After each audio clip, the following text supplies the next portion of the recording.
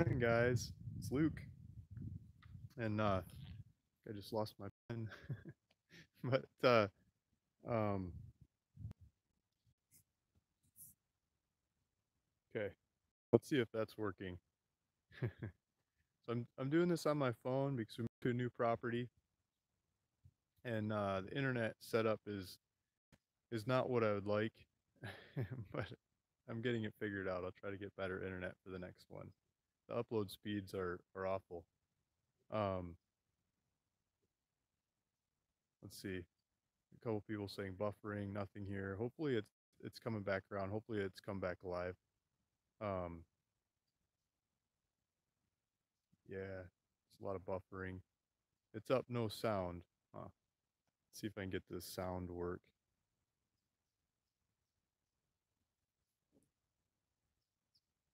We can hear you. Okay, someone can hear me. I'm just gonna keep running with it, and hopefully it works. Sorry for the technical side, guys. I should have played with the technical side of this before I started the call. I know better than that, but I just I just ran out of time. So thank you everybody that's come in to listen live and or the recorded version later. I wanted to say Happy New Year to everybody in the Philippines. I don't know if you guys realize when you call, lots of times people answering the phone are in the Philippines. Um, I've got a great team of people there, do a lot of help for me. I'm very happy for them. I'm very grateful for them, and Happy New Year if you guys and girls are watching from the Philippines. It's about 1 a.m. there. I was just texting with them saying Happy New Year and congratulations, all kinds of things for the new year. Um, and just throw in there, we're in a new house, so this is my new yard. I'm gonna try to build a new office. I think I'm gonna try to make a little video about it. Like I built a little office last time on a hill with a view. This one is part of the property. The new house is up this hill, but I don't know if you can see it in the background there. There's some palm trees and stuff, but you can see views out over the valley, and there's some big fancy properties across the valley, horse properties, and um, lots of animals all over the place. One of the neighbors has buffalo and lots of chickens, and saw a coyote this morning in the front yard, and just these people up here behind us are planting grapes. There's a lot of vineyards in the area and a lot of citrus. The property came with like 35 different kinds of fruit trees, some macadamia trees too. So some nut trees, but lots of fruit trees, lots of citrus, apple, pear, plum, lots of stone fruits and avocados, lots and lots of avocados. Been learning about the avocados. Neighbor says these avocado trees take like 400 gallons a week of water to keep them producing. That's going to cost me a lot of money. So I'm not sure we're going to keep all these avocado trees. But there you go. You can hear some roosters in the background. One of the neighbors has roosters. I think off in the valley they've got a lot more rooster action going on. So maybe it's time for me to get another rooster. We had to send the last rooster packing. If you've been watching the show for a while, you used to hear the old rooster in the background, and the rooster would he started attacking everybody that came into the yard. He got too aggressive as he got older. So people are asking where we're at. This is Bonsall, California. It's just inland from the coast a little bit. We walk up the hill, you can still see the ocean. Not from our property, but maybe from the roof, maybe from the one of the upper decks. You could still just kind of see the ocean. Let's see if we can see the horses. Someone says, "What breed of horses does your wife have?" So my favorite one that's on the property right now is a Frisian. Um, we bought that in 2008 when the market crashed, and people were importing them. Let's see if we can get them. Um, but you can see that she's got a Irish gypsy horse here in the background. You see that one. The Frisian's running around here somewhere. There's a house over here. Um, I can't see the Frisian on the screen. Maybe he'll come in if I keep talking. But he's getting older. I don't know where he went. So, but there's four horses on the property right now. The rest of the horses are at the old place. So, um, yeah, I don't know where he went. So there's two horses for the kids to ride. The Frisian is got a tendon injury in one of its feet, and it's the vet says time to lay it up for a couple months, let it heal. So it's at this property instead of the other property. And then the the Irish Gypsy is he's like 3 years old. He's young, playful. It's my wife's newer horse that she bought, and she's riding that one around. Okay, so I wanted to get into a couple housekeeping things. Usually on these videos, I talk about listings. So right now I see on the website there's 377 listings. I love to be able to pull up the website and show the screen. I can't do that in this kind of video format. I'm going to try to get that set up for the future, and show you some more of the listings. That's one of the things I want to do in the new year is I want to make more videos. So I want to make more video or property specific videos. And I haven't been doing that so much recently because I haven't had time. I've been overwhelmed. And one of the big time sucks of doing this right now is I I was looking at my spreadsheets. I have 13 properties that are in escrow right now. And that is that's a lot of paperwork. I don't know how to explain how much paperwork that is, guys. I'm used to doing real estate paperwork, but 13 of them at the same time is a lot. I'm not a title shop, and so each one of the deals wants, disclaimers and paperwork of this and paperwork of that, paperwork for companies, paperwork for people. Everybody, all these people have to sign, those people have to sign, and death certificates and affidavits and all kinds of things to get their title clean and ready for you guys. And so that that that's been taking a lot of my time recently is a lot of the title paperwork. I'm gonna try to streamline that more, and I've got some ideas. Like a lot of these disclaimers could be standardized a lot more, and I think they could be done ahead of time without the buyer's name on them. And I think they ought to be, right? Like if you're shopping a property, you should see what stuff is on the disclaimers ahead of time, right? I mean, that just makes more sense instead of saying, yeah, I'm going to buy the property and then seeing the disclaimers right before you have to pay for it. After you already have like your earnest money down and stuff. And so I think I can get a lot of those disclaimers filled out and on the website ahead of time. And so when someone says, "Hey, I want to buy the property," fill out all the disclaimers. Well, yeah, just download them off the website. They're there. It's like, oh, it's already done for you. Send that to your title shop. Title's asking for this. Title's asking for that. It's all on the website. Here you go. So I'm going to try to get that set up for these bigger dollar properties that people aren't comfortable paying for on a credit card. And they want to run through title shop and they're willing to pay for title and escrow and that kind of stuff. So that's one of the things I want to do for the new year. So I want to streamline that process, use technology to, delegate time to technology, right? Okay, so, and I also looking at business, a lot of the things that are taking my time are and not paying so much, even though it's a fun, really fun piece of business, is the Arkansas properties. Um, I sold hundreds of Arkansas properties, and I've got it really streamlined to do the paperwork and make it happen. Um, but it still takes a lot of time per property for the amount of money that's in the property. So I think it's going to be kind of a year of exodus of Arkansas properties. So I'll probably just put a bunch of them up on sale and say goodbye over a bit here. Um, I talked to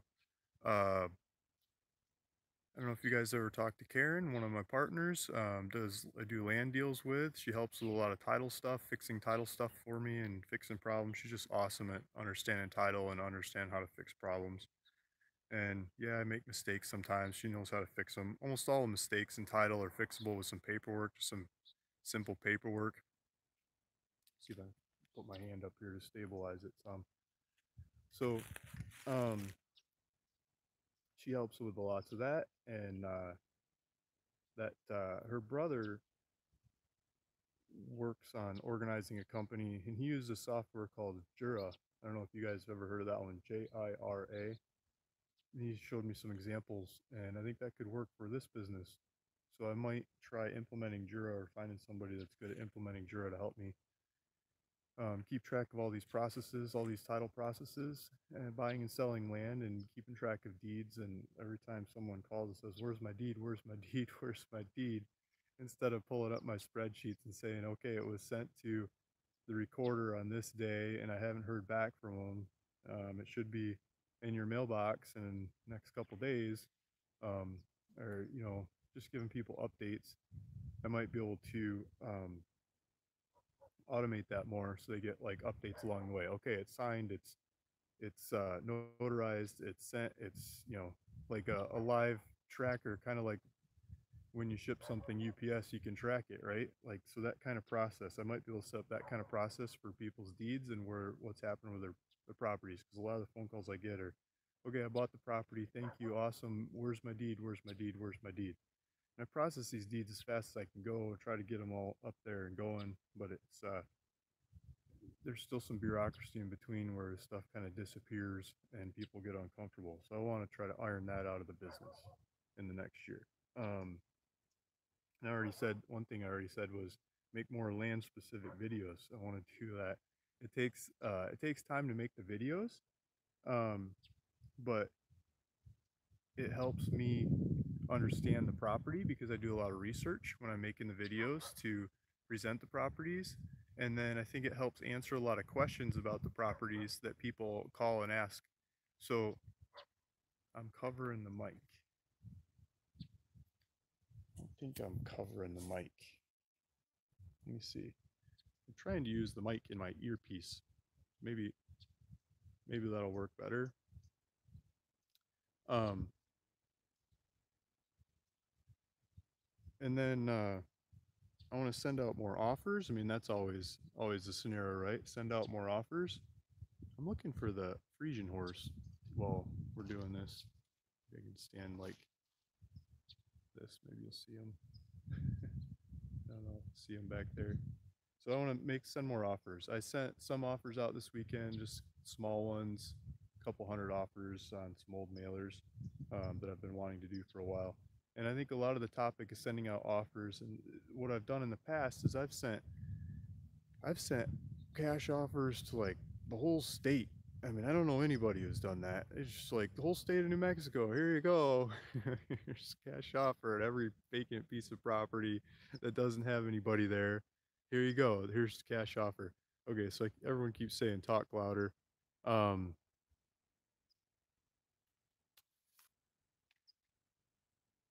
let's see. And someone asked if I ever had deep fried possum knuckles. I don't know how to bump up the volume on this. Sorry for the bouncing around. Okay, another guy says, "I hear you fine." Yeah, you guys might have to turn up the volume on your side because I'm on substandard setup today. Sorry about that. So let's back to the offers. So if you're new to this business, what I do is I send out cash offers to buy land. I say, "Okay, here's how much I'm willing to pay you for your property," and it's probably insultingly low. And they're um a lot of people get mad at my offers and they say, "Oh, you're horrible, $10,000 offer. I paid $2 million for the property." I'm like, "Oh wow, that's really way too far off." Hey, 2 million, really? I was looking at statistics of what people are paying in the area. It's not 2 million, but whatever. That guy that paid 2 million gets pissed and calls. So, um, now my hands over the camera. So but that strategy, it's not very American, right? It's not very American to make lowball offers on somebody's asset without them putting it up for sale. It's normal if you go to a market in China or India or whatever to walk through the market and people will come up to you whether you're trying to shop their stuff or not and offer you their junk. And so some cultures it's normal. Uh, Wife definitely cheats on you or you're divorced. These comments are going by. I just can't pay attention. You guys are cracking me up. Um, so the the the culture in the US, it's not it's not so open to make people offers, unsolicited offers on their stuff, on their car, on their boat, on their house, on their land, on their pipeline, on their oil and gas well, whatever. They usually should be asking for offers before you give them an offer. But there's a bunch of public data in on all kinds of assets out there, land included, that gives contact information to the people that own the assets. And you can write them a letter. I mean, there's no laws against it. You can write them a letter and say, hey, I'd like to buy your asset, in this case, vacant land. So we write them letters and say, hey, I'd like to buy your vacant land, and I'm willing to pay this much money. And I make up a number based on what stuff's trading for in the area and what I'd be willing to pay, or just how much money I have right now. That's like, here's your offer. Might not be that scientific, but this is how much I'm willing to pay. And then people get back and they say, okay, you're crazy, get out of here. Or they say, I really need the money, I'll take the money, I want the money. I have no idea what I'm going to do with that land. I don't want to deal with the realtors and the gamut of everything to sell the property on my own. I'll take the land and we'll go for it. So there you go. And then you get some properties. So that's a way to do it. Um, we're not getting the Frisian in the background, so let's go take a different view. And that's here's another tree. Let's stick an avocado tree in the background. There's a bunch of fruit on these trees this time of year. We're gonna have like gallons of avocados or guacamole for New Year's. Um, and so that's how we buy property. And that's how we get the cheapest property in the area. Is we make offers to everybody in the area, and the people that are actually willing to sell call back and they say yes to the prices we offer, not some higher price, but the price we offer. They say yes, they'll take the money. We do the paperwork. We get the land, we put it up for sale for more than we paid for it, but still cheaper than anything else in the market. And everybody wins. And that's how we consistently have the cheapest properties on the market, and we keep doing more volume than everybody else. And it's just like it's a wholesale business model. It's like buying products from the makers and selling them to retail, but not asking full retail price so we can do it faster and faster and without answering a million questions along the way. Because when it comes to land and assets, big dollar stuff like this, people ask a lot of questions, questions. I don't have the time to answer the million questions. That's part of doing the live feed like this. So I just try to answer a lot of questions at once. Um, and then, yeah, so the other part of sending out more offers, instead of sending them out to like the whole state and just blanketing the whole state with offers, get more specific. After doing whole state kinds of campaigns, I started doing more county by county or region by region or part of county by part of county. Now, recent mailers, I've been turning it up and I've been doing like page and book. So when you have an APN number for a property, like assessor parcel number is kind of like your social security number for the property, right? The first part of the number is usually, or the book and page, usually a book that the property is recorded in, and then the page that it's on, and then the property number that's on that page. And then, so if you start narrowing down to properties or just on that page or just in that book, you usually get properties that are in the same area or the same kind of pricing, generally bit of the county, and it gets a lot more accurate. And so that makes it a lot easier to price the properties by getting down to those kinds of numbers instead of um, just blanketing the whole county. So I'm going to do more of that, more specific pricing, changing the pricing around for different parts of the county. Some of the counties that are more complicated that aren't as homogeneous to mail to, I think that pricing attempt works better and gets more deals. So I'm going to do more of that going forward. And I'm going to look at more of what's happening in the market before I send out offers. Because I in the past I ended up with some properties that are in areas where nothing happens. I mean, nothing happens. I mean, one property in particular, it sold a couple months ago, but I mean, it was a good sized property in a part of the country where the whole county had 6 building permits in like a year. Not like building a new house permit, but maybe adding a garage or adding a you know, solar panels or something, 6 of them in the whole county, 6 permits. Um, it's just a part of the country where nothing is happening, and it was a really slow sale to sell the land, even at crazy cheap prices compared to anything out there. And so I'd like to look at parts of market that are happening more, that have more activity, faster turnover. Um, I think there'll be larger spreads between the buys and the sells, and per deal, and just be more worth my time. So I think just getting more time efficient on the deals, and I think that's the plan for the new year, and so that's the idea. Hopefully that works all the way around. I think we'll get into some more active markets with that kind of research. And the guys at Land Academy, if you've ever seen their work, or if you're coming from their background, Steve Butala, Jack Butala, and Jill DeWitt. They've done a lot of education on doing dealing land and how to do this.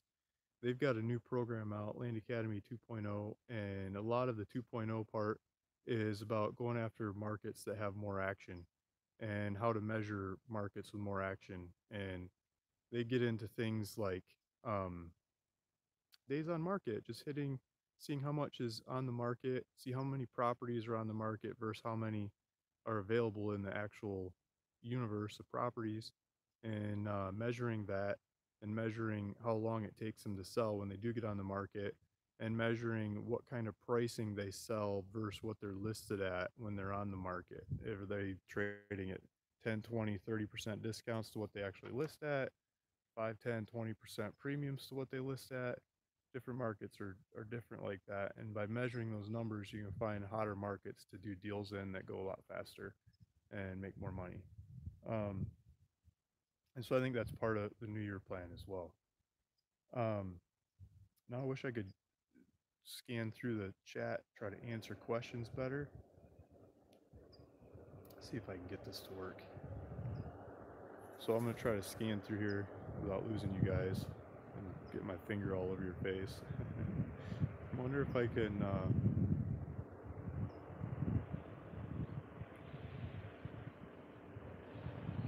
Okay, let's see if I can find some questions. Turn towards the house, you're in dead spot signal. Trash truck coming. See, there's a house over here. You guys like that?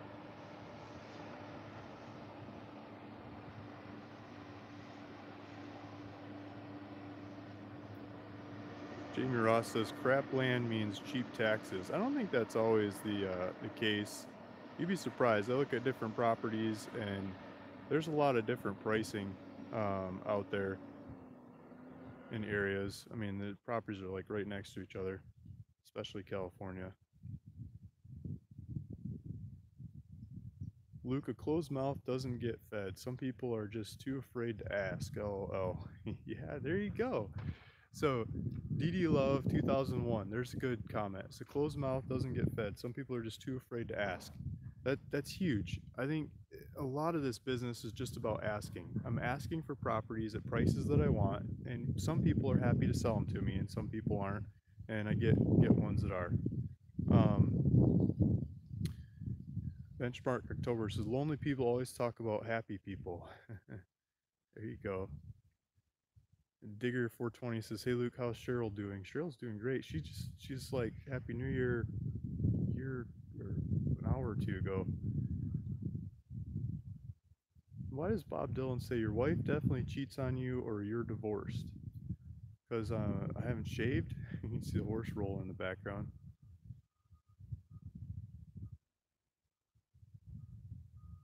Um, Lisa, first name Saps. Hey Luke, have a hell of a great New Year. Thanks, Lisa. Lovebug says I'm louder now. That's good. Are the kids going to transition okay? Lonely Prepper Homestead. So I'm going to keep sending the kids to the same school for the rest of the school year. There's a whole bunch of kids in this neighborhood that they already seem to be making friends with. And my son seems to love it. My daughter seems to be a little more apprehensive, but we'll see how it goes over time. Dale Stapleton, have you ever ate deep fried possum knuckles with ranch sauce? I'm gonna skip that question. I don't really like ranch sauce. Um, why would you deep fry possum? That would stink so bad. Possum meat just stinks. Possum innards stink. Can't stand the smell of possum. Um, so let's say DD Love 2001 says, looks nice there, or we continue our lovely blizzard conditions. Hi, Luke. Yeah, I'm wearing a sweatshirt. It's cold here, but if we look up the hill behind me, these trees right up here, see if I can point them out. These two tall trees right here, those are mango trees, and they're full of mangoes right now. I was just up there visiting a neighbor. They're getting their mango trees to grow. I got to figure that out. Maybe they're a little higher up the hill. It's not as cold down here, but I want to trade out some of these avocado trees for a whole bunch of different kinds of trees. I want to do loquat. You guys ever eat loquat, like the yellow ones with the black seeds? I don't think those take much water to grow and really fun fruit to eat. Guava. I mean, there's a couple guavas on the property, but I could trade out some more trees for some different kinds of guava. There's 50 or 100 different kinds of guava to choose from at the local nursery shops. I get to get some different guava.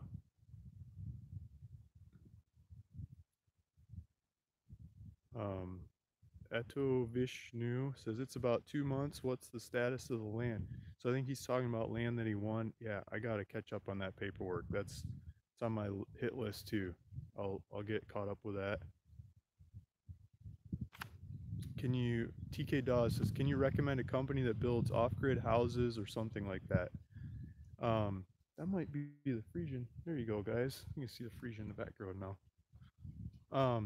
A company that builds off-grid houses. I mean, heck, man, you're watching YouTube. Go pick up some supplies at Home Depot or local hardware store, Bubba's Lumber, whatever you can find in the area that's got good prices. Watch some YouTube videos and make one. I mean, that's my way of doing it. I'm sure you could find somebody that loves to make them too. So there's a Frisian in the background. If you guys don't know what a Frisian is, it's like what's the movie? 300, or there's a whole bunch of movies that Frisians are in because they have the tufts around their feet and fluffy mane, tail, and feathers around their feet. I'm not that much of a horse person. They're much more my wife's. See if I can get them in there. But there's a Frisian. Come over and say hello, and we'll get a cleaner view. Um, it's snowing in Prescott, Arizona. A white New Year. Nice. Um, are the horses for jumping, dressage? More dressage. My wife's more of a dressage person. The kids like jumping, but my wife likes dressage. So there's Tinas. He was flown over from Holland in 2007. Then market crashed before they could sell him, and we got a deal.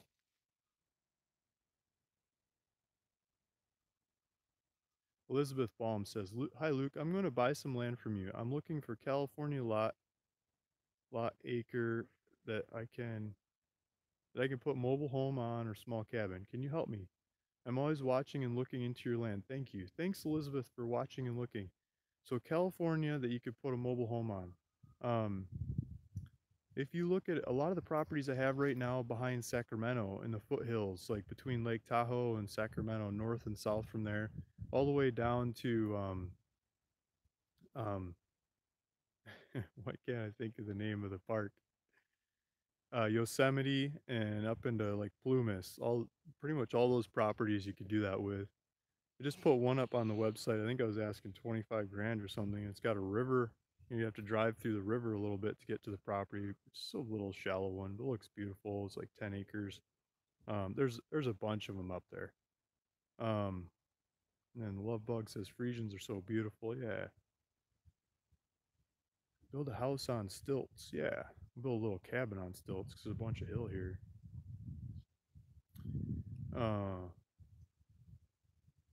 Roxy sees, well, you did good as long as you and the family love. That's all that matters. Yeah, my wife loves horses. As you can see, she's a horse lover. Got the horses going in the background. And she's always wanted a place where we can have horses right out the window, and that's like that's her Christmas, right? So we got a place for her for Christmas. We got in and got the horses on the property for Christmas. A couple of horses. Um, Lovebug says you can live off the land there, yeah. And so my garden's not started yet. I'm gonna have to do some new gardening and get it all set up. Um,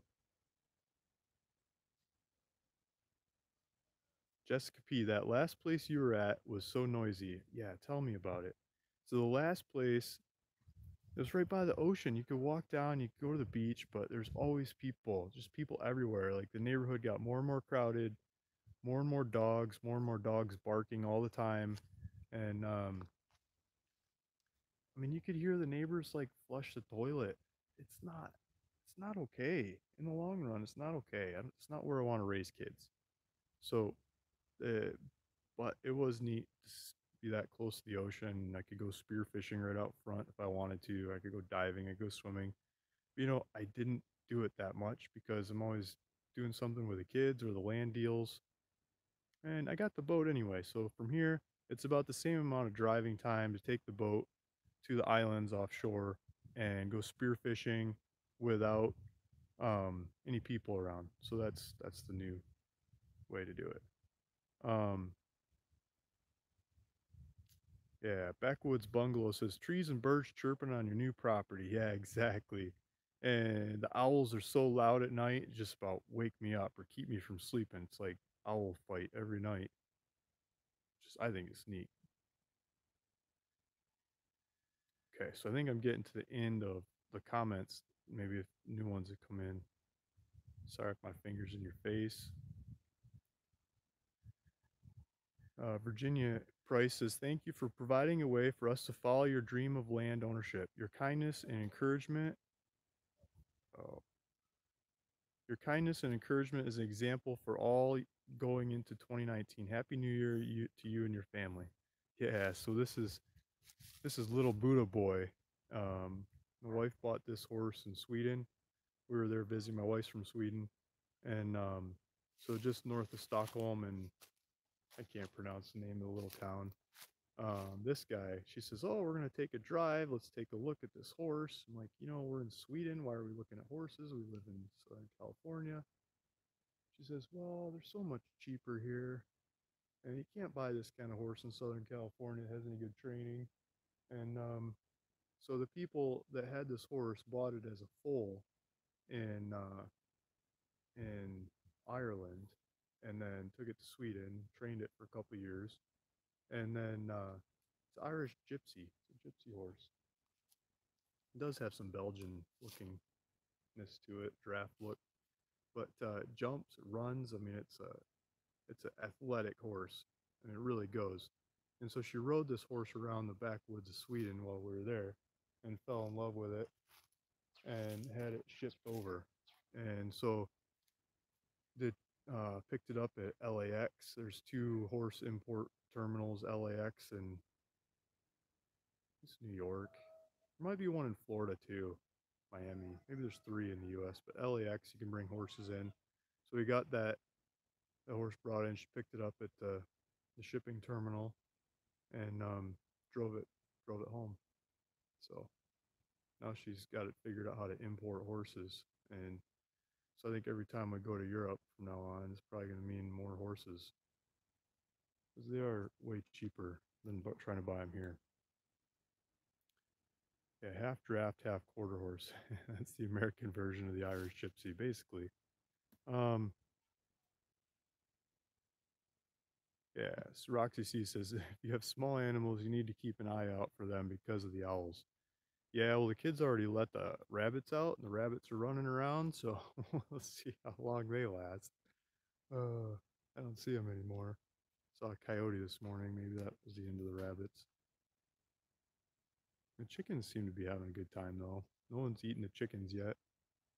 It's probably time to get some more chickens.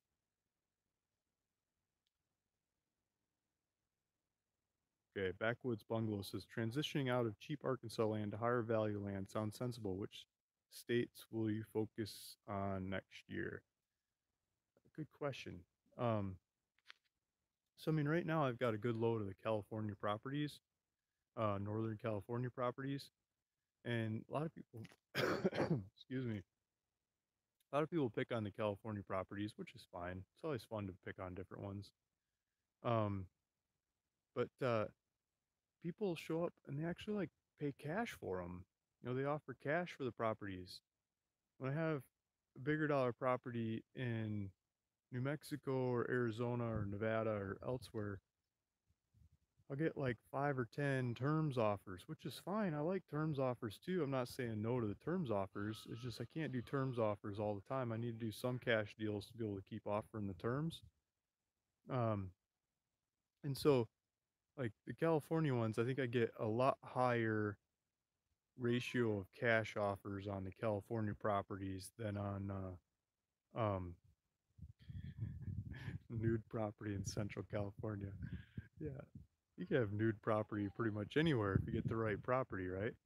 Um, the so California is a huge state, and there's a lot more of it to stake out and explore and offer up to people as the cheapest in the marketplace.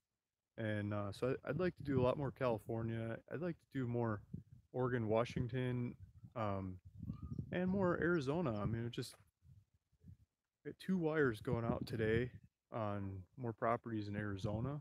So I'm still buying Arizona properties, some nicer ones too. I mean, some of them with some nice big trees and water, water properties and good road access. And I don't know, we'll get them on the website. You guys will see them. Um,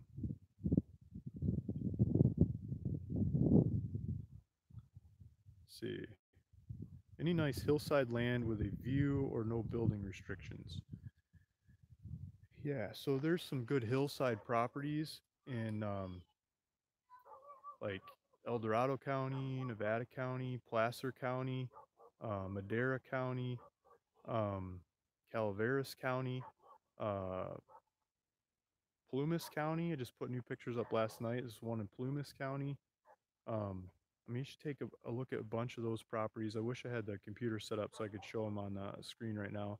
But if you go to ruralvacantland.com and zoom in on the map, somewhere between Sacramento and Lake Tahoe, a whole bunch of those properties up and down the backsides of the hills there, the foothills, they don't have that much building restrictions. I mean, the main thing that they're looking for is septic, which is state requirements. So the state wants you to have a septic system going on.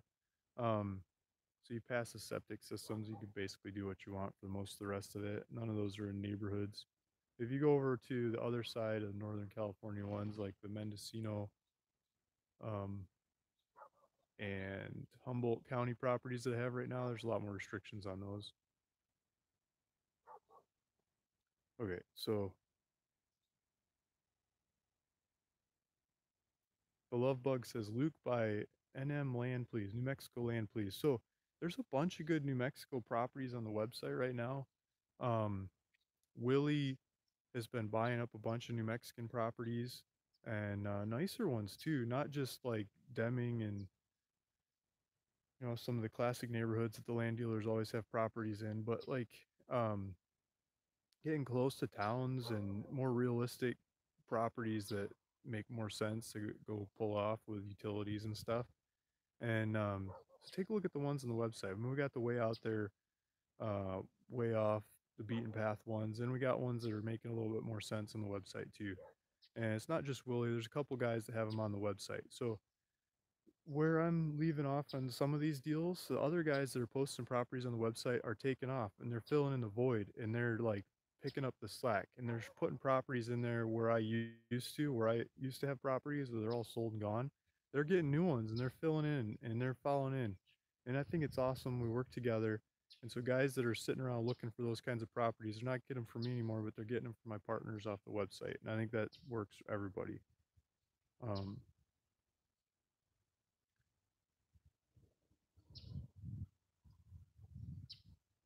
okay.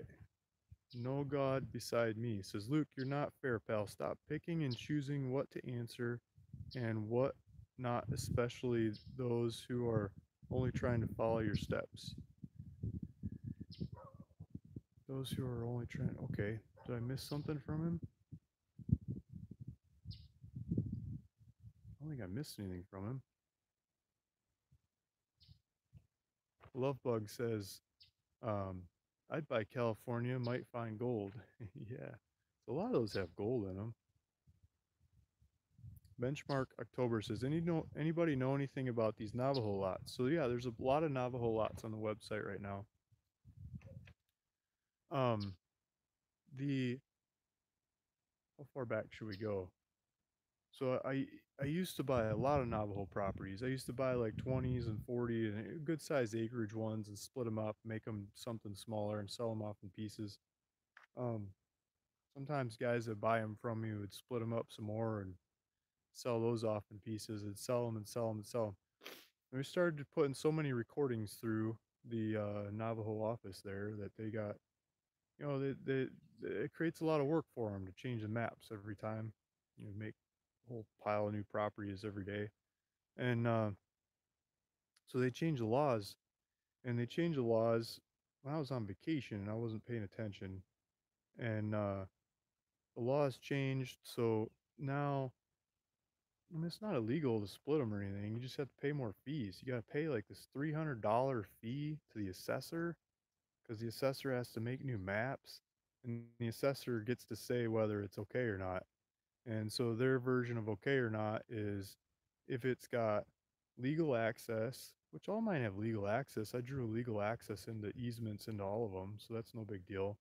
And it's got to have physical access, and not all mine have physical access. So because it's a desert, you can just drive across it. To me, that's your physical access. I mean, some of the guys will pull like a telephone pole behind their truck or a section of it with the spikes sticking out, rip up some bushes and drive on that some, and you got a road. Other people take the box plate of their tractor and drag it a couple times, and you got a road. Other people bulldoze it. Other people want to put gravel and cement, and those guys are from the city. That those guys shouldn't be living out there in the first place. Um, and so the definition of physical access is open. It's really wide open at physical access definition, but the assessor gets to be the judge of physical access.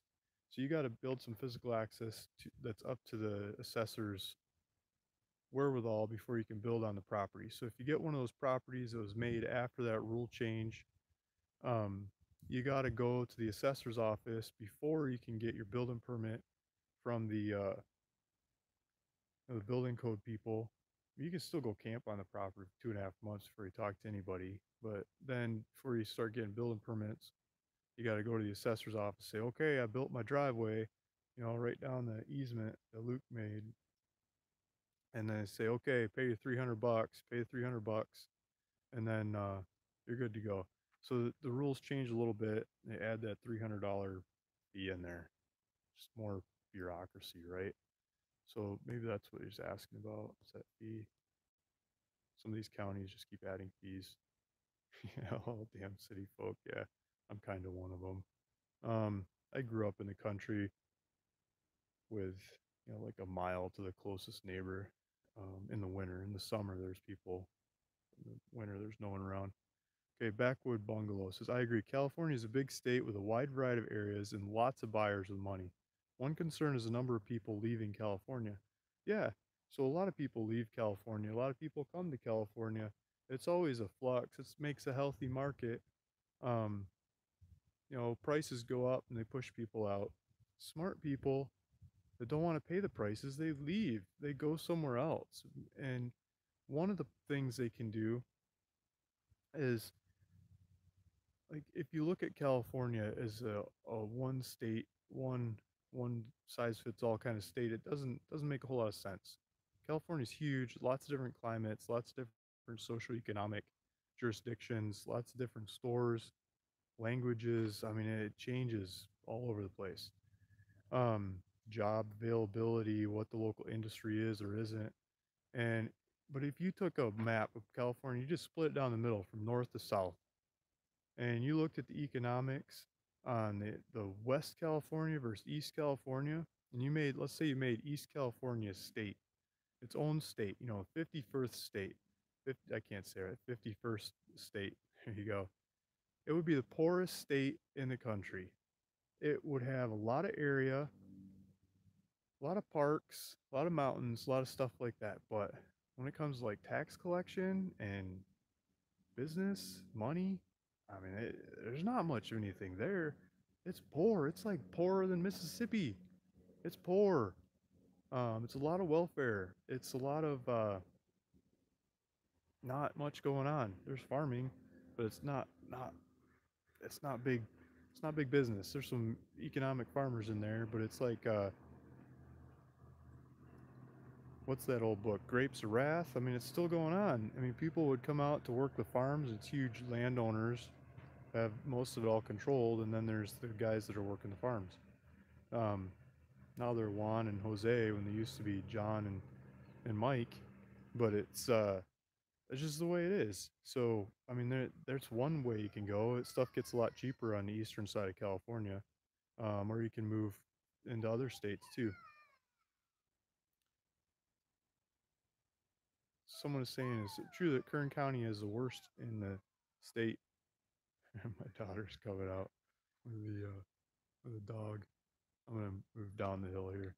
Um, Kern, California has horrible um, air quality, but I've heard it's Tulare County behind it's even worse because, and I've visited both of them, and I'd say Tulare is worse.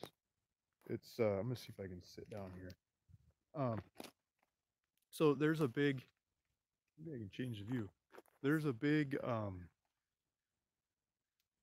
valley in Central California, and the valley is open at San Francisco. The San Francisco Bay opens up to the ocean, and otherwise there's a bunch of mountains that just seal it in like a big squash horseshoe shape.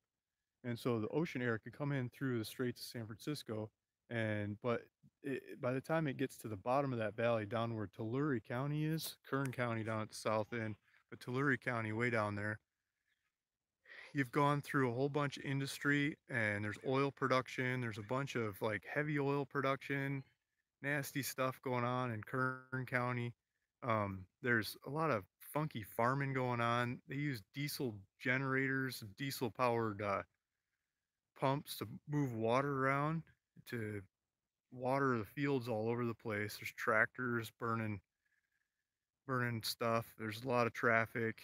All that industry is happening, and it pollutes up the air, and it just gets stuck back in there. And so it gets really nasty. So this fall, I took a trip with the kids, and we went up Kern Canyon and Kings Canyon, and um,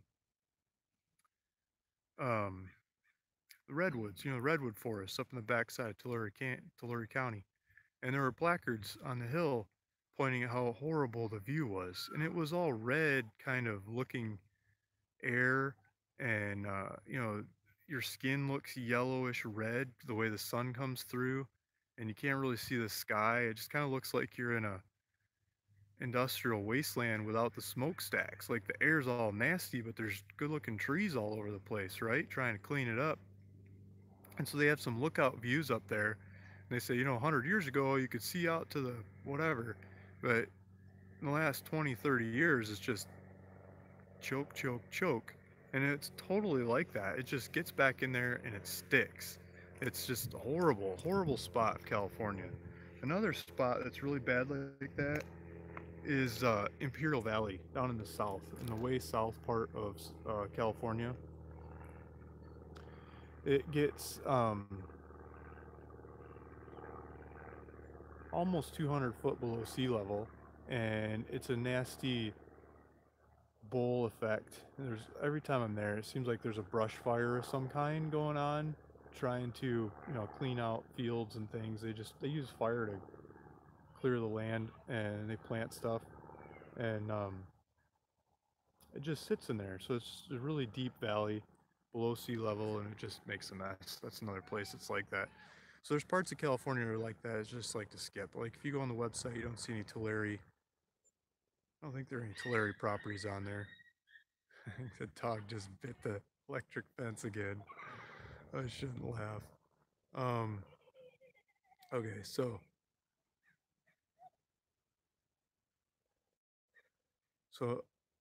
Ametha Williams, would you be willing to do term payments on some of your cash properties listed on your website? Yeah, you just have to ask which property. I mean, I don't own all the properties. I've got partners on a couple of the properties because I'm not like a rich person really. Um, so you get more creative with it.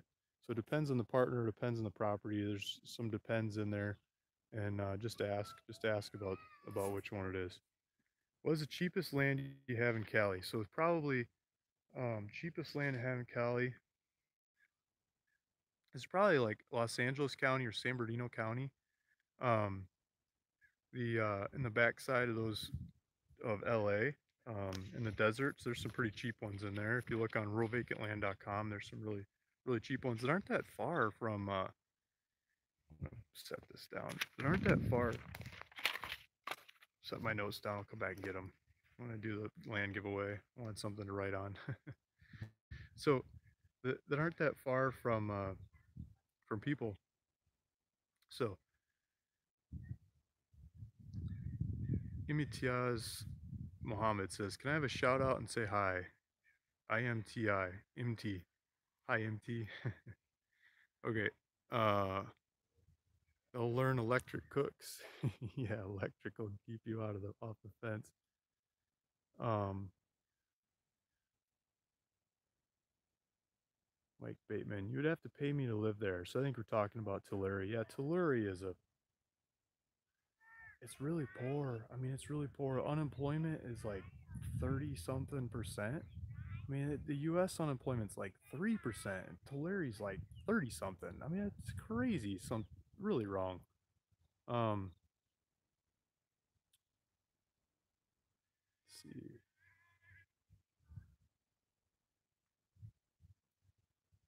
Adavishnu, we'll consider the Gila River property offer as unaccepted.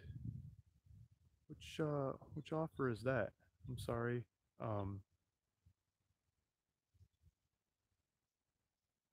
so we had 3 or 4 buyers on the Gila property, and now I'm not sure where it stands. Please contact me off the call. We'll talk about terms offer on the Gila property. I'd like to sell that one. Um, Lisa, first name Sap, says, you folks that want to live in northern Arizona, let's get together, create an off-grid community with only peace and love. That sounds like a good one. Um, Roxy says it's because Jose and Juan will work for less than John and Mike.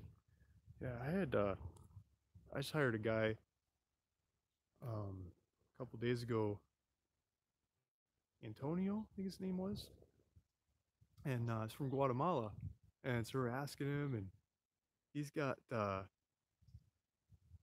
he's got a new daughter. I think he's 3 months old, and he's been here for a year. He must have knocked his wife up and then skipped the country like the next day. Um, hasn't seen her, and then his Christmas was coming up, and he's hoping to send her some money. And then his son was like 4 or 5, and so he's like he's here. He's missing his kids. He's just sending them everything he can, trying to take care of them. Lives in a his family's in a like a tin roof shack kind of thing in Guatemala, no education, ready to go. He wants to go home and build a house for him someday. Excuse me. So he's saving up.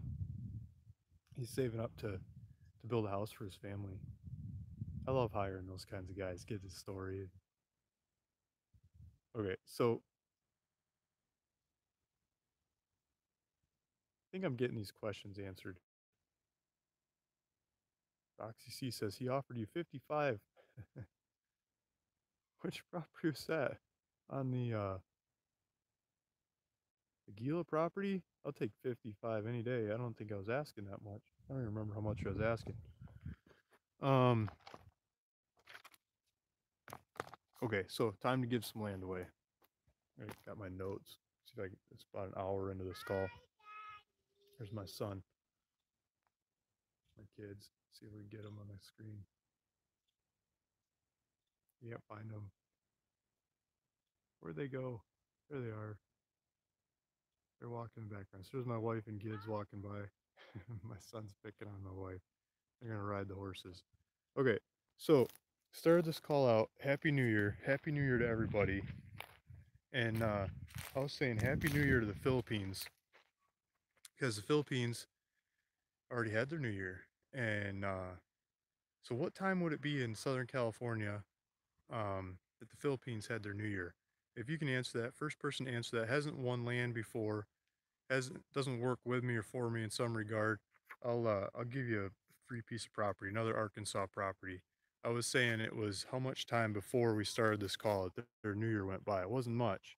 It's on the hour. Every hour that somewhere around the world is getting a New Year's right now. New Year's is going off and off and off. So somebody says 2 p.m. I bought Arkansas property.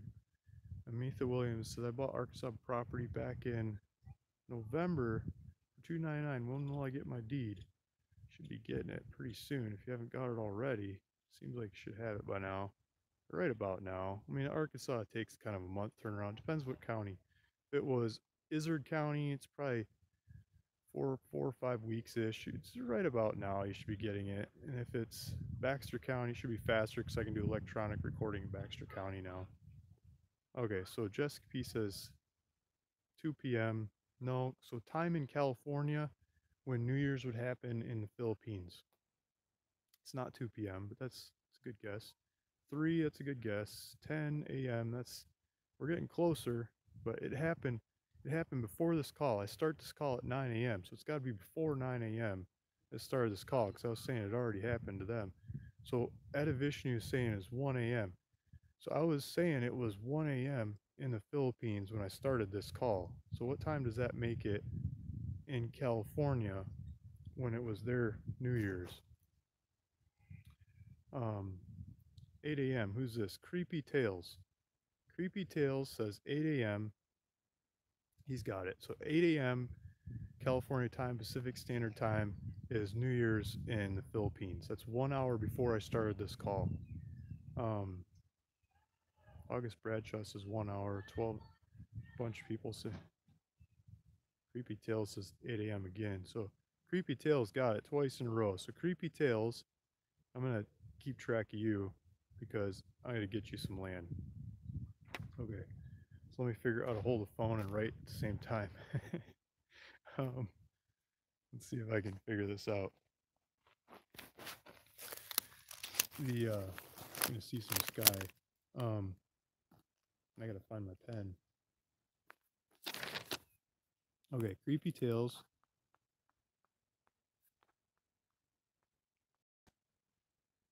Yeah, the capital T. Okay, so Creepy Tales, you get the land. So what you've got to do is you've got to send an email to the Philippines assistant Gillian, who's there, probably still answering stuff just because they do that.